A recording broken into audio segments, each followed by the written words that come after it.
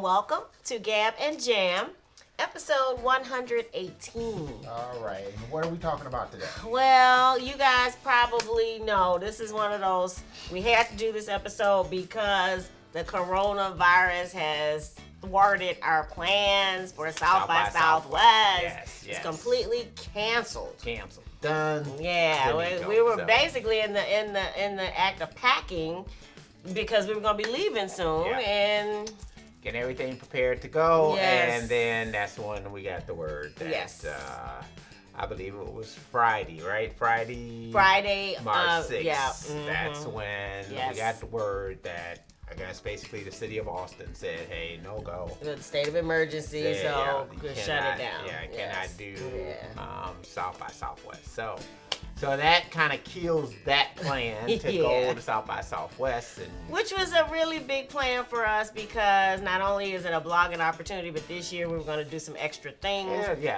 Be a part of this sync music mixer. We had signed up for that. Right. We already had planned to go to some of the installations, the houses, to check out the talent and all that good stuff. So that part was sad. But in all fairness, I think for us is that I think it's hard to say that that all of our eggs were in the South by Southwest basket. You know, I mean that might have been like 10 to 15% of what we were going to do this year. Yeah. But everything else is kind of spread out amongst the other things. Yeah. And then there's certain things that's been saved, like money that's been saved from not having to go to South by Southwest. But then money that was spent that we're still trying to figure out if we're going to be getting that. And that might be money that's spent that's gone, but there's other things that's saved, hotel room, other expenses that you have when you get there as far as spending food stuff. And all that. Right. So that kind of stuff is spent, and so that means there's resources that can be funneled to other things. Right. So again, it's one of those type of things that's outside of your control. You can't do anything about it, and I guess all you can do is control how you react to it. That is our takeaways today are 4 tips for dealing with a change in plans, and I mean for a major change in plans. Right. So go ahead. Okay. So number 1 is don't over-exaggerate its meaning. Right. I guess over the years I've heard people say things like, "Oh, I missed my chance. I missed, because this didn't happen, and I almost," and all of that kind of stuff. Right. And I just wanted to encourage you guys that if you keep moving towards your goal, that whatever is coming to you will come to you, even if a major shift happens that you hadn't expected. Right. So major things do happen. Yeah. Especially stuff that's outside of your control. Yeah. Really, you can't control that. Yeah. Only thing that you can control is, again, what is going to be your reaction to that thing that happens. Yeah. And how are you going to adjust to that? Right. I can't let it sink your ship. Yeah. I mean, because you could look at something like that and say, okay, this is, such a big lost opportunity. But the question is, how do you spin that around and make it into an opportunity? Yeah. So it's like, that's true. I can't do this, but now I can do this. Yeah. And I think that's the main thing, is to say, what is the positive aspect of it? Yeah, which it feeds into number 2 in our 4 tips for dealing with a change in plans. Is find quality alternatives. And, initially my first thought was to look at other sync conferences because we had been talking about that anyway. Yeah.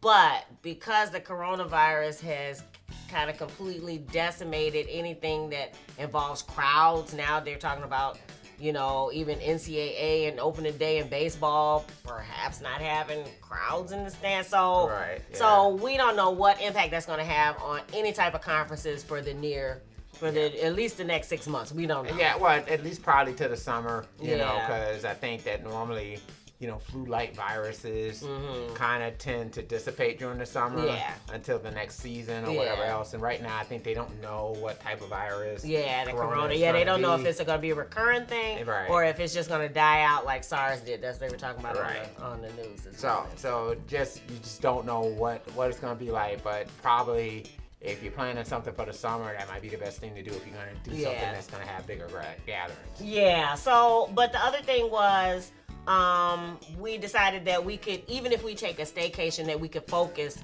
on our music and our, I know for me, I need to do some upkeep with the blog.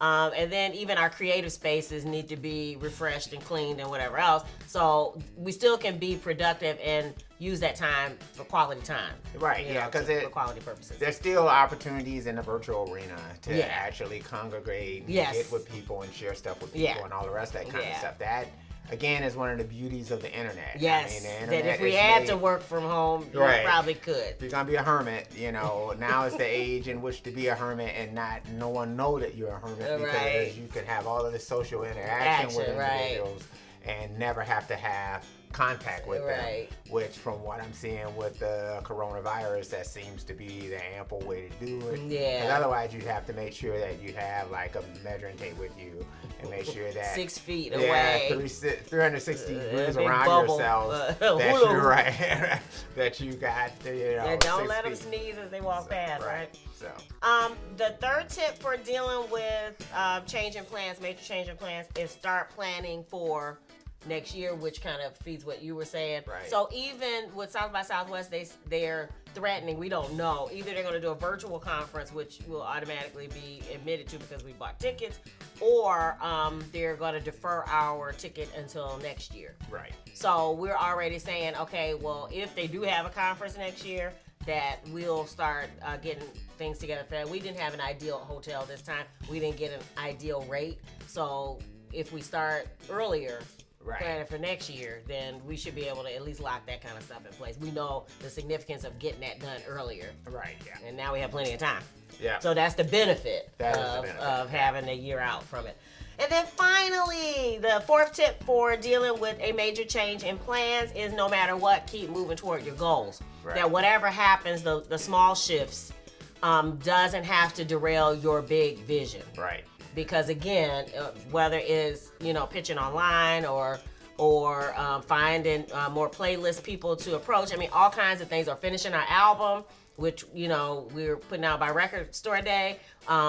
There are all kinds of things that we can be spending our time on that will help move the ball forward, even without South by Southwest. So yeah. Again, it goes back to that same thing: is that you can't control the things that are outside of your control. All you can really do is control how you react to it. Yeah. And so if you react negatively and you shut down because of it and you say, okay, this was it, this is my only chance. Right. Then that becomes your only chance. Whereas self-fulfilling prophecy. Right. You kind of react in a way where you say, okay, well, I can't do that, but I can do this. Do this, right. Then, you'll start finding ample other things that you can do to effectively move the ball forward. Yes. And maybe even more effectively than what you had even anticipated. Yeah. Yeah, because now I guess, to me, there's a little fire lit for me to make sure that I use that time wisely. So you just never know once you start exploring those alternatives, what opportunities may avail themselves to. Yeah, that's true. That you never even thought about. And so it's a weird thing that, had this bad thing not happened to you, you never would have known about this other opportunity because you never would have explored it. Yeah. So again, it's still one of those type of things where you sometimes you don't know. Yeah. And that's why I just say that if you control your reaction to it and you react positively to it, then the greater likelihood that you start saying, oh wow, them canceling South by Southwest or whatever it was, was a blessing in disguise. Yeah. So yeah. All right, I think that's it. Yeah, that's it. Upcoming, we're finishing the Funk album, so that's gonna be coming out soon. Yeah. We can't say it enough. We don't want you to miss anything. So if you dig the vibe, be sure to subscribe. We're wishing you love, peace, and chicken.